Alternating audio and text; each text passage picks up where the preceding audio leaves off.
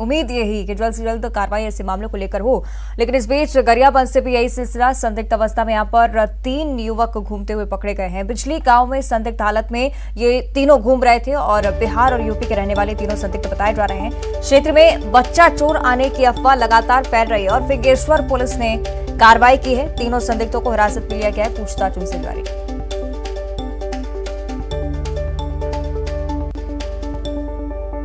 तो बच्चा चोरी की घटनाएं लगातार यहां से सामने आ रही हैं। इसको देखते हुए 3 लोग जब संदिग्ध अवस्था में यहां पर घूमते हुए नजर आए तो इसकी सूचना तत्काल ही पुलिस को दी गई।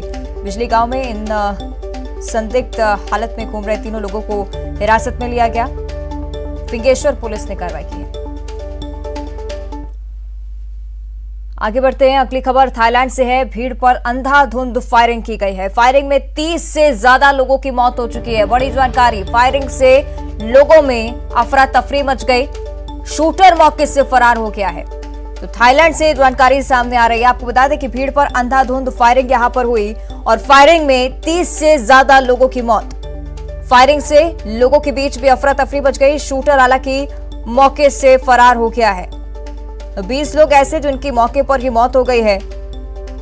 10 अन्य लोगों की भी जानकारी सामने है। तो कुल मिलाकर 30 से ज्यादा लोगों की जान जा चुकी है। अंधाधुंध फायरिंग, थाईलैंड से जानकारी। इस घटना के बाद से ही मौके पर कोहराम मचा हुआ है। इलाके में अफरा तफरी का माहौल।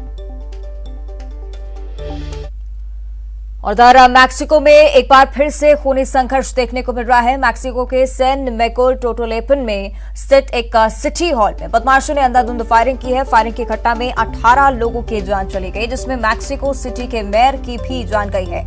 स्थानीय अधिकारियों की माने तो संगठित अपराध से जुड़े बंदूकधारियों ने दक्षिण पश्चिम मैक्सिको के सैन मिगुएल टोटोलापान में सिटी हॉल में और उसके पास अचानक से पहुंचे। उसके बाद अंधाधुंध फायरिंग यहां पर शुरू हुई, जिसमें कम से कम 18 लोग मारे गए हैं, 3 अन्य घायल हो चुके हैं। फायरिंग के बाद की घटना की जो तस्वीरें हैं, देखिए तस्वीरें आपकी टीवी स्क्रीन पर, जिसमें सिटी हॉल की दीवारों पर गोलियों के सैकड़ों निशान भी नजर आ रहे हैं। तो फायरिंग की घटना के बाद बंदूकधारी भागने में कामयाब रहे। हमले के बाद पुलिस ने जवाबी कार्रवाई भी की, लेकिन वो भाग निकले।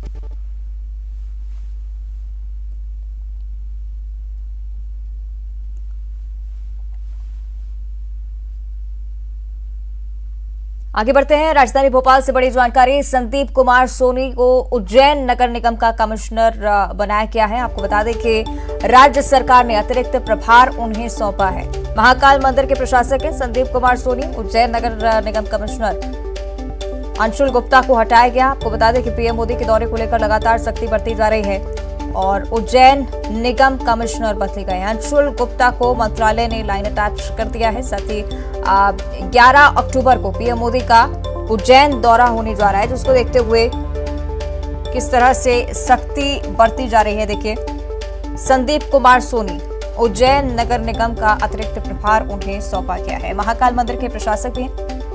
आपको बता दें कि अंशुल गुप्ता को मंत्रालय अटैच किया जा चुका है। पीएम मोदी के दौरे को लेकर लगातार सख्ती बरती जा रही है। अंशुल गुप्ता को हटाया गया, उसके बाद अतिरिक्त प्रभार सौंपा गया है संदीप कुमार सोनी को। तो 11 अक्टूबर को प्रधानमंत्री नरेंद्र मोदी उज्जैन आ रहे हैं। इसको देखते हुए तमाम तैयारियां भी की जा रही हैं। व्यवस्था में अगर कहीं चूक पाई जाती है तो तत्काल ही कार्रवाई सीएम शिवराज सिंह चौहान की भी तरफ से। फिलहाल आपको ये जानकारी दे दें कि संदीप कुमार सोनी को उज्जैन नगर निगम कमिश्नर का प्रभार सौंपा गया है। राज्य सरकार ने अतिरिक्त प्रभार सौंपा है। महाकाल मंदिर के प्रशासक हैं संदीप कुमार सोनी। ज्यादा जानकारी लेंगे सही कि शरद हमारे साथ फोन लाइन पर जुड़ रहे हैं। शरद, संदीप कुमार सोनी, उज्जैन नगर निगम कमिश्नर का प्रभार इन्हें सौंपा गया है। आदेश आया था जिसमें ये स्पष्ट किया गया था कि उज्जैन के जो नगर निगम के कमिश्नर हैं अंशुल गुप्ता, उनको हटाया जा रहा है और उनको हटाकर मंत्रालय अटैच किया गया था। उप सचिव वो बनाए गए थे। उसके कुछ देर बाद ही ये आदेश सामने आया है जिसमें ये स्पष्ट किया गया है कि संदीप कुमार सोनी जो अभी उज्जैन नगर निगम कमिश्नर का इन पर अतिरिक्त प्रभार होगा, अभी जो महाकाल मंदिर है उसके प्रशासक के तौर पर भी ये काम कर रहे हैं। संदीप कुमार सोनी 2008 बैच के राज्य प्रशासनिक सेवा के अधिकारी हैं। तो ये आदेश महत्वपूर्ण है क्योंकि प्रधानमंत्री नरेंद्र मोदी का दौरा है 11 अक्टूबर को ही और वो उज्जैन आ रहे हैं। उससे ठीक पहले ही निगम कमिश्नर को हटाया जाना एक महत्वपूर्ण घटनाक्रम रहा, सुर्खियों में रहा ये जो पूरी खबर थी। और अब जो है नए नगर निगम के कमिश्नर हैं, उनकी फुल फ्लैश जो नियुक्ति है वो अभी नहीं की गई है। संदीप कुमार सोनी को ही अतिरिक्त प्रभार सौंपा गया है और इसके पीछे की एक वजह ये भी मानी जा रही है क्योंकि अभी जो तैयारियां हैं प्रधानमंत्री के दौरे की वो वहां पर चल रही हैं। ऐसे में किसी नए अधिकारी को नगर निगम कमिश्नर बनाए जाने के बजाय सरकार ने वहां के मौजूदा जो प्रशासक हैं महाकाल मंदिर के संदीप कुमार सोनी, उन्हें अतिरिक्त प्रभार निगम कमिश्नर का सौंपा है। निश्चित ही शरद, और जिस तरह से प्रधानमंत्री नरेंद्र मोदी के दौरे को लेकर तैयारियां चल रही हैं, कई सारी व्यापक तौर पर व्यवस्थाएं, और इस बीच निगम कमिश्नर का हटाया जाना एक महत्वपूर्ण घटनाक्रम। बिल्कुल, देखिए इसके पीछे की वजह भी यही मानी जा रही थी कि एक दिन पहले ही मुख्यमंत्री शिवराज सिंह चौहान और नगरीय प्रशासन मंत्री भूपेंद्र सिंह उज्जैन के दौरे पर पहुंचे हुए थे और महाकाल लोक जिसका लोकार्पण प्रधानमंत्री के हाथों होना है उसकी तैयारियां, वहां की व्यवस्थाओं का जायजा ले रहे थे। तो जो जानकारी है उसके मुताबिक जब व्यवस्थाओं से जो नगरीय प्रशासन मंत्री है भूपेंद्र सिंह वो संतुष्ट नहीं हुए तो उन्होंने वहां पर निगम कमिश्नर के सामने ही अपनी जो नाराजगी है वो भी जाहिर की थी और ये कहा था कि अभी तक भी जो तैयारियां हैं वो अंतिम रूप में नहीं है, जबकि अब बहुत कम समय बचा है प्रधानमंत्री के दौरे को आने में। उनको खुद ही 11 तारीख को आना है।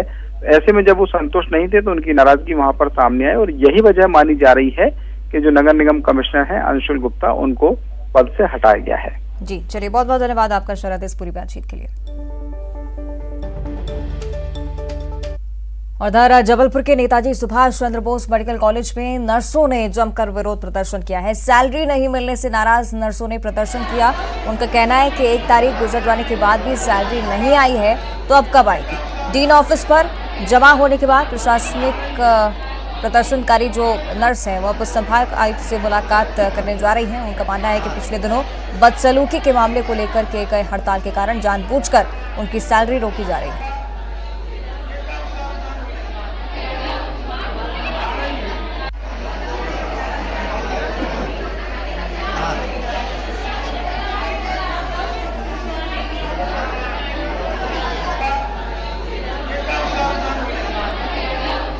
लगातार प्रदर्शन करें यहाँ पर नर्सें क्योंकि सैलरी उनकी रोकी गई है। बीते दिनों हड़ताल की इस वजह से सैलरी रोकी गई, ऐसा उनका मानना है। और जबलपुर में दशहरा चल समारोह में कांग्रेस विधायक की कलाबाजी देखने को मिली है। कांग्रेस विधायक संजय यादव ने चल समारोह में तलवार घुमाई। कांग्रेस विधायक का ये वीडियो सोशल मीडिया पर वायरल हो रहा है।